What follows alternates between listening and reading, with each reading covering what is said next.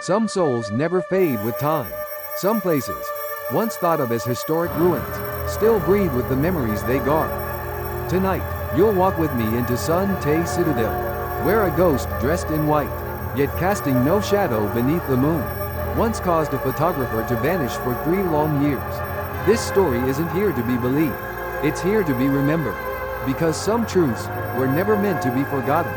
On an October night in Hanoi, the autumn wind blew through the small window wherein was diligently editing a manuscript about the haunting phenomenon in Ba Vi.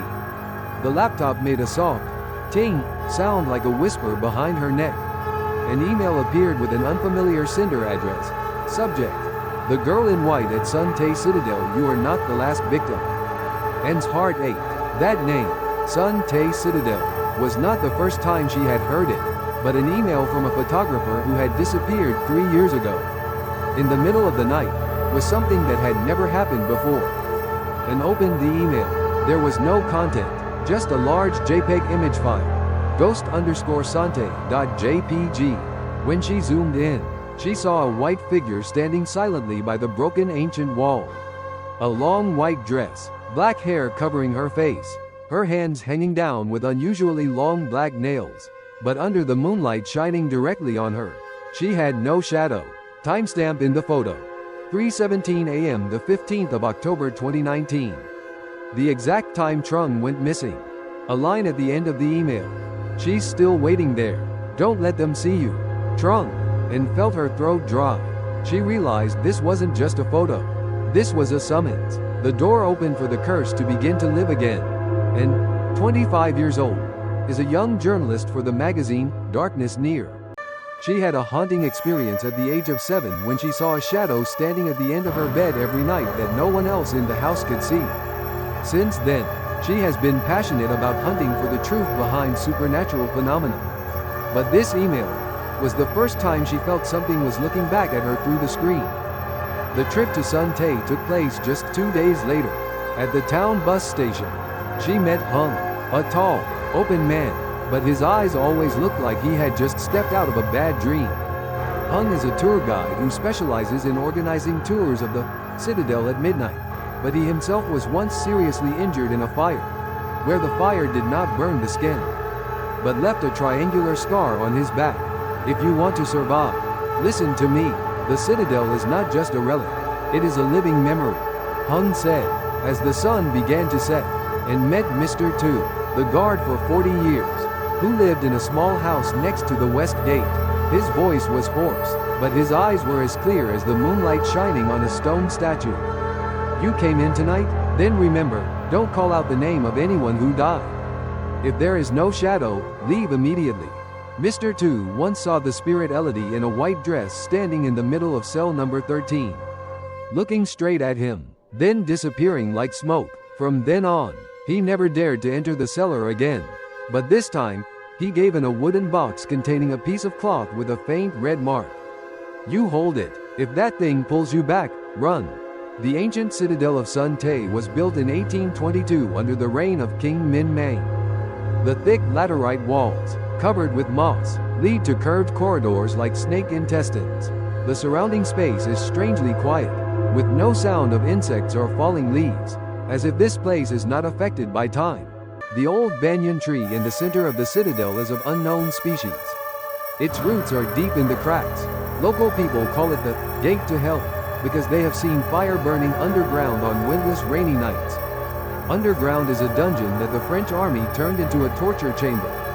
It has been sealed off since the massacre in 1954. 20 revolutionary prisoners were executed en masse, including a French woman, Elodie, who was convicted of treason for falling in love with Officer Henri Dubois and refusing to be an informant. They locked her up in room number 13. The night she died, all the guards had nosebleeds. Mr. Tu said, his eyes sunken as if looking back at that very night, and felt that this place did not just imprison people, it imprisons memories, and those memories have never accepted being forgotten. October 2023, autumn has just arrived. Yellow leaves fall gently on the gravel path. The full moon shines down, clearly marking every gap in the wall. She arrived on the full moon day of the lunar calendar. According to rumors, when the yin energy reaches its peak, From 3 o'clock to 4 o'clock is the silent hour where non-living things begin to walk, and where the living begin to be seen from the other side. The past returns through every detail of the broken stone, the faded blood on the stone statue, a line of words carved with a fingernail. Respect is not disappeared, she read in the old documents. Henri Dubois withdrew from the Citadel on October 15, 1954. A month later, the soldiers cleaning the cellar found the bones of a man in chains, but one set was missing. Elodie's bones were never found. From then on, no one was allowed to call her name in the Citadel, because whoever calls your name will call you back, Mr. Tu once said, and in just called, and could not leave. Every time she looked at the photo, she saw the girl in white, getting closer. Not in the photo, but in her dream. She felt that Trung's disappearance was not a coincidence but the first warning. The photo was not just evidence, it was the key to activate the buried memories. Elodie was killed while wearing her wedding dress by her lover's own hands. She did not betray, but jealousy and power tore her hope of salvation apart. Her soul was lost in the Citadel and could not leave without a replacement. And what Elodie needed was the bearer of an unspoken promise. And the truth seeker, the one who was not afraid of ghosts, but did not know that curiosity was the first claw of resentment. The camera shook slightly in Hung's hand as they walked deeper into the Citadel at 2:55 a.m. The infrared light was on. The camera was rolling continuously. The clear autumn wind suddenly stopped, not even stirring a fallen leaf on the laterite surface. The space seemed to have been paused by someone, and stood in front of the broken wall that looked exactly like the photo in the email. The bricks were crumbling, moss was thick, the stone floor was cracked in an unusual way. At 3:17, the image in the camera changed color, not from the outside light, but as if someone had just passed through the lens. A white figure appeared. There was no sound. She stood there, a long white dress that touched the ground but was not dirty. Black hair covered her face. Her hands were loose, no shadow, no reflection of light. She seemed to be placed in a different reality, and took a step forward. The camera hissed, interrupted by something. Hung held the camera tight, whispering, "Something is blocking the signal. It isn't from this world." Suddenly, the white figure turned. There was no face, just a deep darkness behind the hair. The stone beneath Anne's feet turned cold. Then, from inside her mind, a wordless voice rang out. "If you call my name, I will return the past." In reply, in a trembling voice, "Elodie." Immediately, a strong wind blew past her back. The camera went black. The flashlight hissed. Hung shouted, "Behind you!" The shadow is walking in the opposite direction. And turned around. To the naked eye, she saw nothing. But to the camera, that shadow had no head. It walked slowly as if gliding on the ground. She stepped back, stepping on a loose brick. There was a crash. Then the ground gave way slightly, revealing a mossy stone slab with strange markings, 2 parallel scratches and a triangular indentation. "The cellar," Hung said. "The cellar has awakened." Mr. Tu appeared at the edge of the wall, carrying an old wooden box, which he handed to him. "If you've seen her, you have to move on. If you don't, you'll be held back until another life." In the box was a piece of white cloth, with faded lipstick stains, and recognized it. It was a wedding dress. She took it, and walked toward the cracked brick floor. The cellar began to open. Wind swirled from below, and from somewhere, a voice rang out again. "Henri has left, but I am still here." After the white shadow appeared on the camera at 3:17 a.m. and had no more doubts, the curse of Son Tay Citadel had awakened. She, Hung and Mr. Tu sat down at noon the next day to make a plan. In contrast to his barren appearance, Mr. Tu was now different. His voice seemed to echo from underground. "There is a place, not on the map, a sealed bunker from the French colonial period. But if you find it, then it will demand you to see the rest." Hung pondered, handing in a crowbar. They headed toward the eastern corridor, where the brick floor had strange cracks. After 3 hours of searching, they discovered a large, misaligned stone slab, with a layer of cement rotting over time in the middle. Next to it, there was a dark mark as if it had been burned from below. Hung pried each brick, the sound echoing like it was hissing through bones. The musty smell was pleasant at first, But when the third layer of stone was removed, the smell of rotting, dry flesh rushed up and covered her mouth. Below was a long stone staircase, spiraling down like a snake's intestines, with no lights, no footprints, only the wind blowing from the bottom.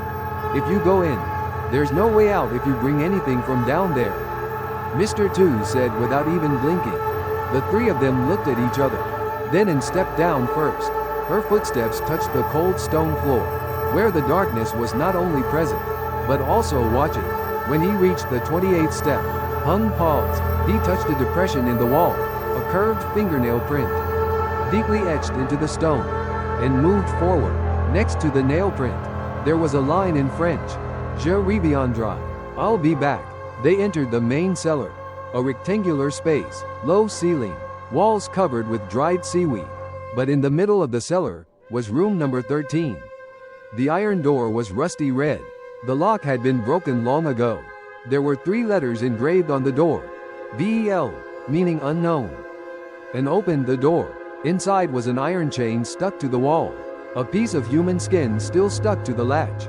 Next to it, a rotting cloth-covered notebook. But the first page was still readable. Hung translated for her. The 20th night, something is crawling on the floor. It has too many fingers. I am no longer human. That character was the forgotten prisoner, the only one who lived long enough to witness Elodie commit suicide in front of him.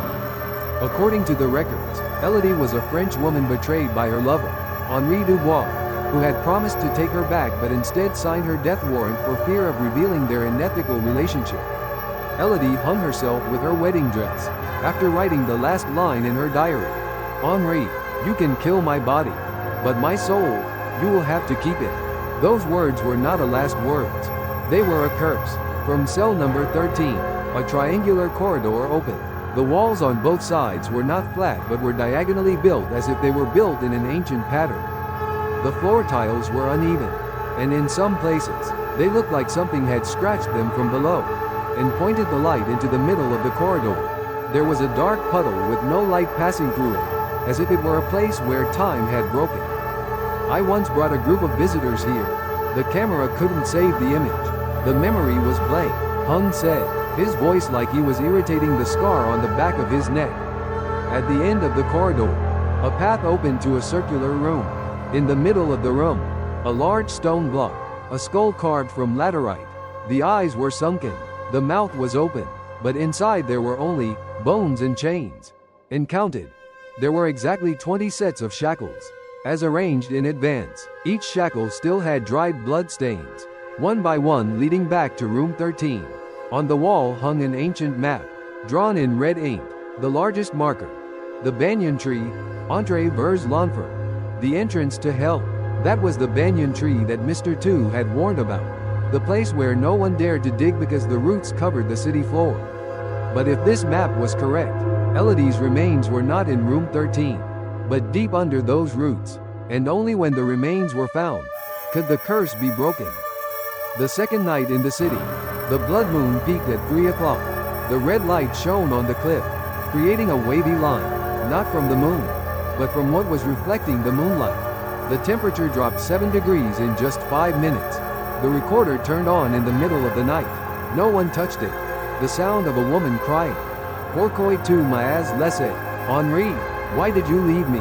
Henri, and could clearly feel the cold seeping through her clothes, not from the air but from inside the skull-shaped room.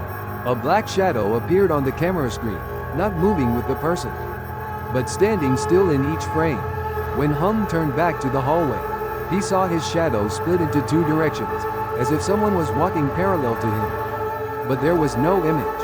When they returned to the ground near dawn, Mr. Tu handed them a wooden hoe and a bucket of salt. Dig under the banyan tree, but if you see the ring, then Elodie has chosen you as a substitute. And then Hung dug the ground between the banyan trees. The tree roots were like human hands, touching each hoe stroke as if in protest. When they reached the 3rd layer of soil, the sound of metal rang out, chains. They dug out the first skeleton, hands still in chains, necks bent, bones intact, no dirt mixed in, as if they had just been placed there last night. Then the second, the third, 20 skeletons in total, matching the map in the basement. and in the 17th layer of bones, and found a silver ring engraved with the word Elodie. Elodie had not yet been released because of her unanswered grievance. Henri Dubois, the traitor, had lived his entire life in the Paris mansion, passing away in 1991. No one mentioned Elodie. No one recorded her name in official history. Her soul was trapped, and wanted the world to remember her name just once, through the person who dared to call her name for the first time in 69 years. That person was in. The banyan tree suddenly fell silent as the silver ring engraved with Elodie's name was placed on the thin bones of her hand. The ground beneath Anne's feet seemed to shake slightly. It wasn't an earthquake, it was as if something underneath was breathing. Rising from the ground after nearly 70 years of imprisonment, Hung spread salt in a circle around the banyan tree, his eyes never leaving the infrared camera.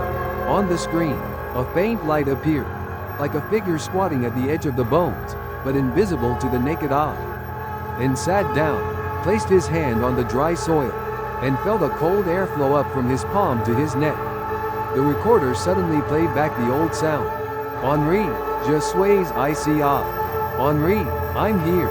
Suddenly, footsteps echoed around the edge of the banyan tree. No one was there. But the ground sank slightly as if dozens of people had just stepped on it. A gust of wind blew straight into Anne's face, tilting the camera. On the screen, the image of Elodie appeared clearly, long hair, torn white dress, hand holding the ring to her chest. Then the light suddenly went out. No one spoke, only the sound of tree roots moving slightly, as if they had just unchained themselves from their memories. When he returned, Mr. Two stood in front of the city gate, nodding slightly. You found it, but not everyone who finds the truth is freed from the curse. That sentence was like an ellipsis, because behind the banyan tree, a line of words appeared on a mossy stone slab, made of a fingernail or something harder. There is still one person who has not left. The wind rose from the west, thin eddies curling the moss on the laterite slabs. The ancient citadel of Son Tay was no longer a historical site. It had become a giant altar for a ritual that had been hidden since the French colonial period, and stood in the middle of the salt circle under the banyan tree, where 20 skeletons had been excavated the night before. Each skeleton was still wearing shackles, and the soil beneath her feet was gradually turning cold, as if the earth itself was waiting for another execution. The silver ring engraved with Elodie's name was in Anne's hand. According to Mr. Two, the ritual had to begin when the yin energy was at its peak, the night before the full moon. If you don't put it on Elodie's hand, you will be the one to wear the ring. Hung sprinkled camphor around the banyan tree. The pungent smell rose, making her eyes sting. The recorder started to turn on by itself, then off. Digital devices no longer obeyed the laws of physics, and stepped into the middle of the circle of Earth. In front of her was the 17th skeleton, an intact arm bone. She knelt down, placed the ring on the bone, and sprinkled salt on the wrist bone. The wind shifted. From the roots, a black mist rose, swirling around the circle of chains. In the center, a dim light gathered into the silhouette of a person, long hair, a torn white dress, feet that didn't touch the ground. Elodie appeared. She stood still, not a ghostly apparition. Elodie seemed to be woven from layers of white light, not bright, but blurred like a distorted memory. In her hand was a crumpled letter. The words blurred, but the first line still visible. Henri, if you leave, let someone know that I live. The wind suddenly stopped. A sigh echoed from the direction of the city gate. There was a tall figure in a 20th century French military uniform. A brass gold collar, a sickly pale face. The eyes sank into their sockets. No sadness, no regret, just emptiness. Henri Dubois. He took slow steps toward Elodie. As he passed each skeleton, the chains shook. The souls of the prisoners seemed to be awakening. Each shadow rose from the earth. Faceless, shapeless, just resentment.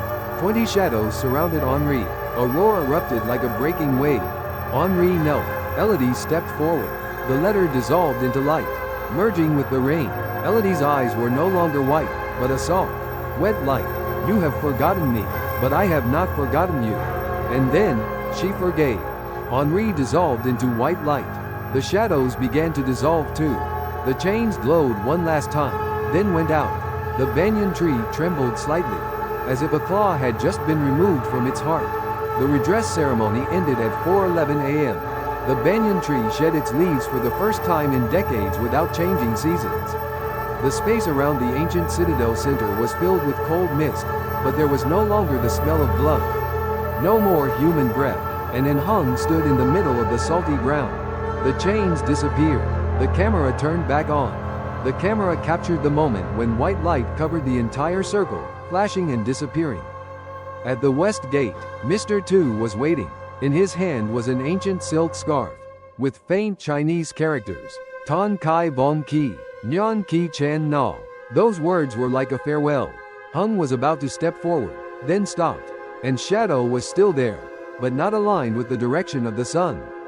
And, your shadow is off. She looked down.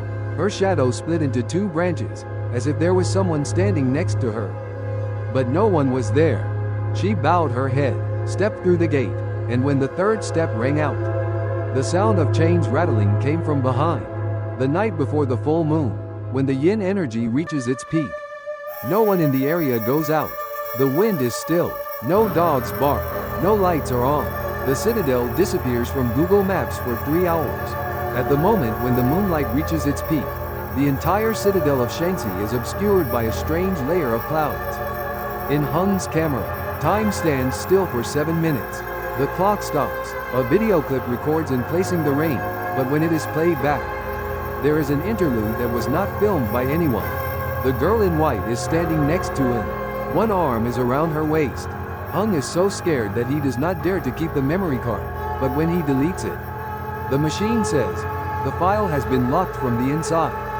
Mr. Tu does not say anything, just lights an incense stick and writes on the door. The person who comes out is not the person who entered.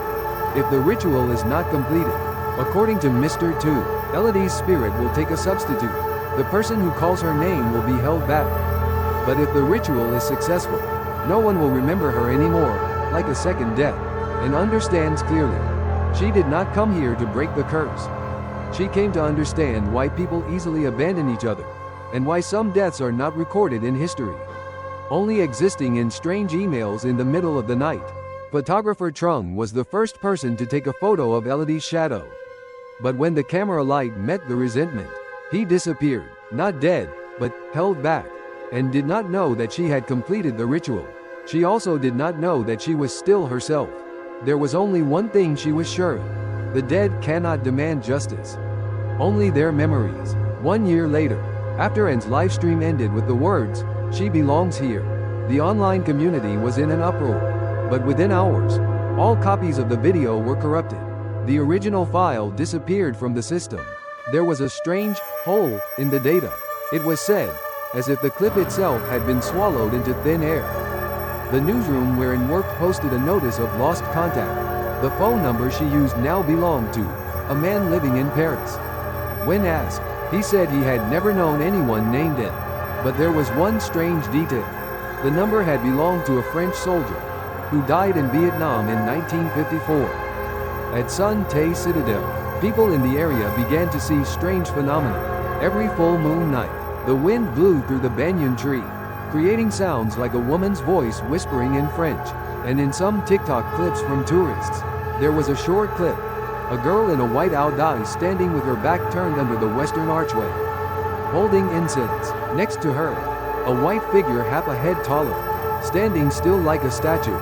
The Cultural Preservation Department once restored the eastern wall, but when they dug the ground to build a dike to prevent subsidence, they discovered a layer of soil mixed with ash, in which there was a black and white photo, a Vietnamese girl next to a French soldier. The photo was framed and hung in Mr. Tu's room. Only he understood. The ceremony had ended, but not all souls were released. There were memories that did not want to be forgiven. If you spotted the ghost in this video, drop a comment with the exact timestamp. And if you've heard whispers about the curse of Son Tay Citadel, share your thoughts so we can continue digging deeper. Subscribe to the channel, because next time we return, you'll want to find your way out.